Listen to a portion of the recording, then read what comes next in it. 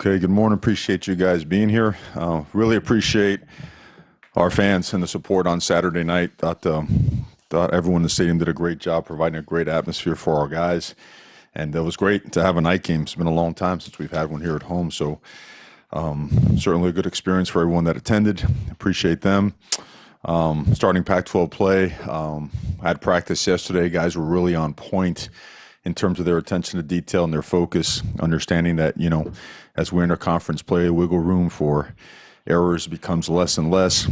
On the injury front, Jawan did practice and looked like he's really on track to be able to help us out, but we'll see, because I know I've probably teased you guys a few times too many with that already.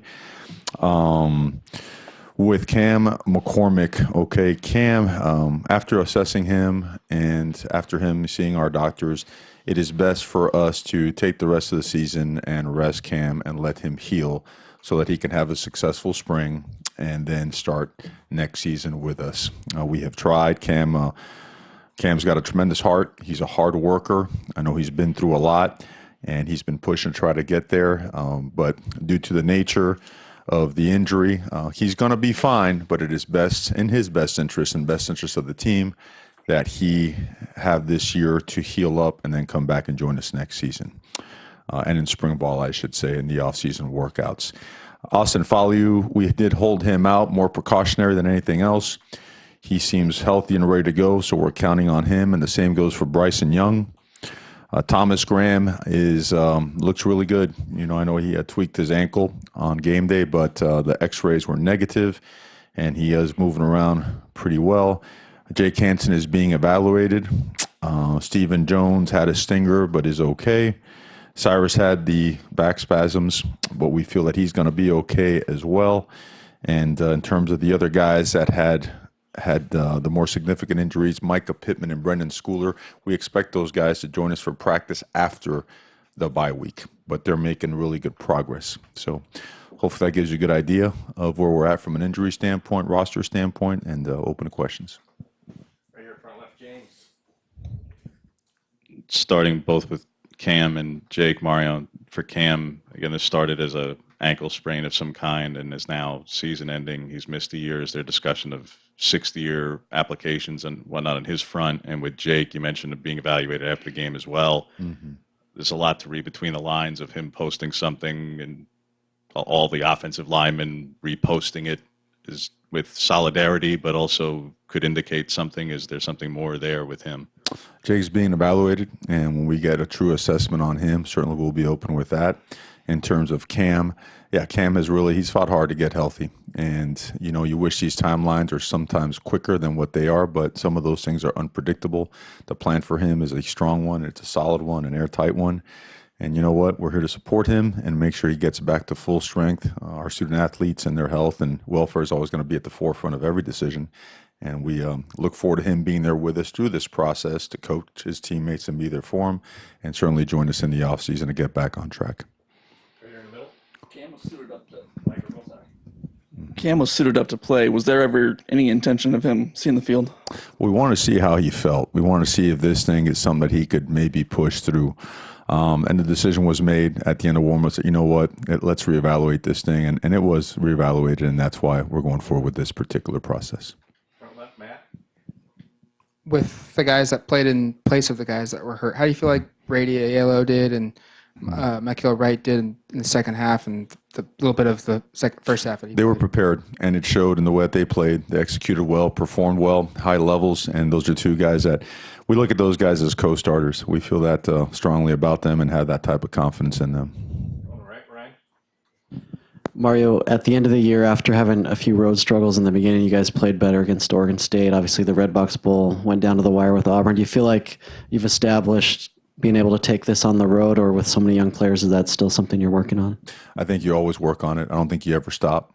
You have to understand that you've got to pack your toughness, your resiliency, right? You've got to pack your perseverance, all the stuff that goes with being a tough football team on the road, and knowing that, when you leave, your home and you go do it on the road, there's the factors that are outside the football game itself. They can't matter. They cannot be relevant, and it requires a certain kind of mindset. So with young players or older players, it's going to be always a huge point of emphasis. Here, James on the left. realize it's a very small sample, Mario, and Blake has done extremely well at punting. But with the 2 punts, both the one against Auburn that was just inside the 50, this one this past weekend that was just the plus territory. Yeah. They do sail for touchbacks. That was Snee's role. Does he get a look now in that short field coffin corner scenario? Yeah, he's always going to get a look, but Blake has actually done really well with that in practice. So going into this game, going into this week in practice, we'd like to keep that thing open, but going into practice, he still is going to be the lead punter on both just regular situations and also on the, we call them the sky punt situations as well. Justin had a lot of praise for the tight ends and particularly Jacob after the game on Saturday. What does it do for you guys offensively and moving forward into Pac-12 play when Justin and Jacob are clicking like that and like they have in the last few games? It's great to have because those big bodies, it's a whole different passing window, right? Those long rangey guys that have big catch radiuses and that can also run. And we're looking at a guy that has legitimate speed that can stretch the field, does a great job in the short game, the quick game, as well as the intermediate routes. So he presents some issues for our opponents, and Jake's become a really good blocker as well. I know he takes a lot of pride in that. So when you keep a guy like that on the field, you could have him as part of the core. You could detach him and put him on the perimeter as well as a receiver or as a blocker. Now, your flexibility as an offense continues to expand. So really fired up about what he's doing, and also the other guys as well. I mean, you look at Ryan Bay and some of the things that he's done, as well as Hunter Campmoyer, and then I know Spencer Webb has had that dual role, that receiver, but he is still assuming the role of a lot of the F, the H, so to speak, role from a tight end standpoint. So we feel those big bodies are giving us some opportunities to create some explosive plays. Front left, Matt.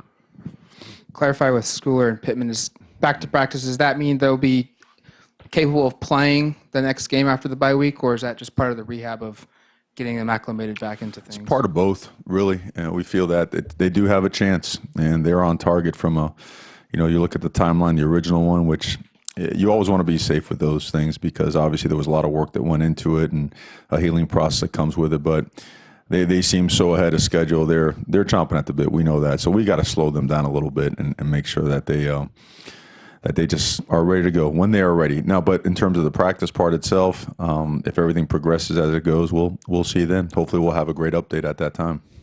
On the right, Ryan.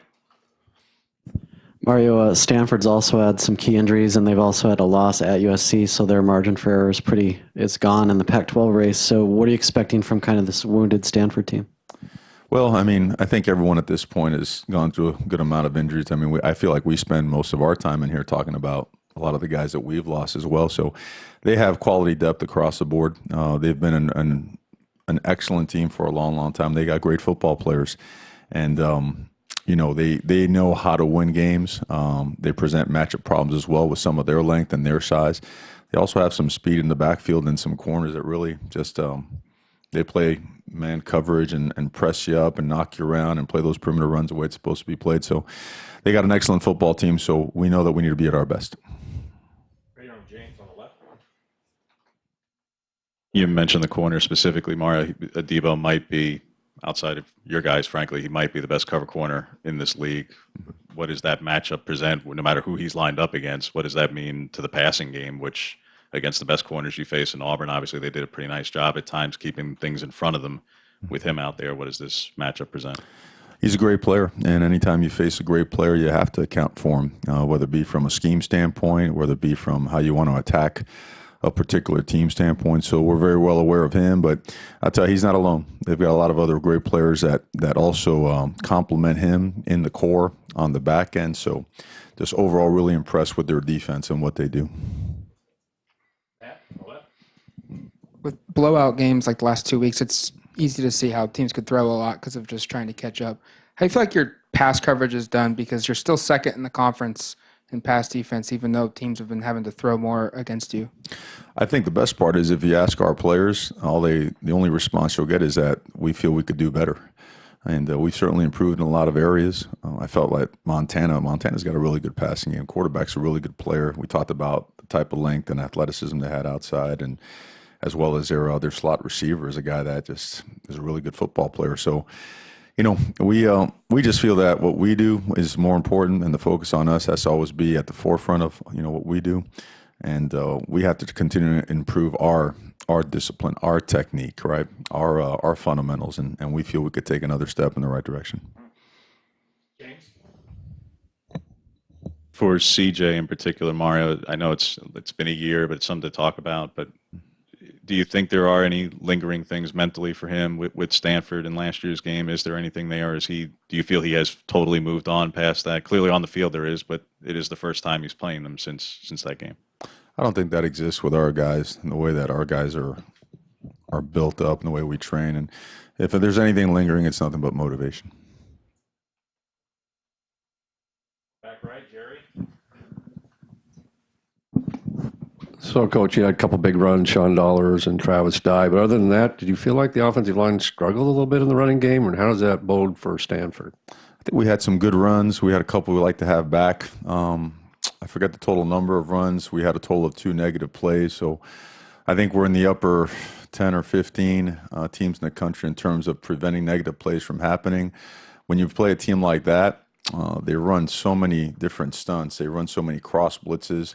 They present challenges to the gap integrity of the way you're trying to run the ball that you're going to have some plays that don't look great sometimes. I think when we started running the ball outside and got away from some of that interior, like I call it spaghetti, all that junk in there, we started popping some better ones. But we were definitely better in the second half. In the first half, it felt like we were grinding out some 2 and 4 and then 6. And, if you stick to it, if you're committed to it, usually you'll find your bigger runs, your more explosive plays in the third and fourth quarter. And we've seen that happen for a couple weeks in a row. But we would like to be more consistent in terms of run efficiency. We would. We're at about 50%, which is a good goal on first down to have over 4 yards a pop. But we'd like to increase that number even more. Matt, front left?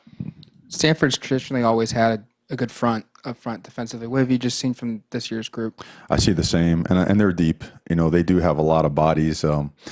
Big body types, explosive, strong. They've got great edge rushers, outside linebackers, and they present some issues. I mean, they have your traditional short busters, your 6-man protection busters, where they'll stun them, bring an outside linebacker, and then challenge the integrity of the center's responsibility. They disguise their pressures really well. Typically, when you're facing a team and you watch them on defense, there's a tell on when they're bringing some type of pressure, and it's hard. It's really hard to find it. So it's a challenge to the quarterback, pre-snap to post-snap. It's a different picture and a different decision-making process. So all in all, you just see a very talented defense that, I think they have scored twice, if I'm not mistaken, on defense. So they're opportunistic as well. And when they hit you, you feel it. They knock people backwards, and I'm impressed with their front and their front seven and defense in general. You touched on it a bit after Saturday's game, Mario, about the going for it on 4th down and 4 from the 25 rather than the 42-yard field goal. You lead the country in 4th down attempts, and 9 of the 11 came the last 2 weeks. I get it. Not being critical, trying to better understand the aggression, because you've cited aggression in numerous instances, not just on the 4th downs. How do you go about strategically the balance of aggression? Because, all right, there you could afford it the past couple of weeks, but whether it's clock or whether it's 4th downs or whatever, just the strategy that goes with aggression, where at times the results have blown up on you at times. So how do you try to balance that? Well, we do use analytics, and we also take a look at exactly where we are in the game itself. For example, if your defense is worn out, but you need a momentum swing, you've got to make a decision. Hey, do we and try to get the momentum back, or do we need to create a big field for the defense to have an opportunity, not have them, pin back on their heels? So every single decision we look at objectively.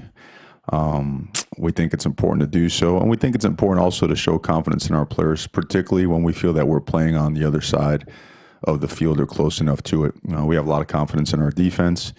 They're prepared for sudden change should it not work our way. And the flip side, or I would say probably the biggest factor in, is we need to get better at it. We need to get better at short yardage situations, a game-changing play, right? A momentum swinger. And we've got some practice at those plays the last couple of weeks, but we still want to improve on them.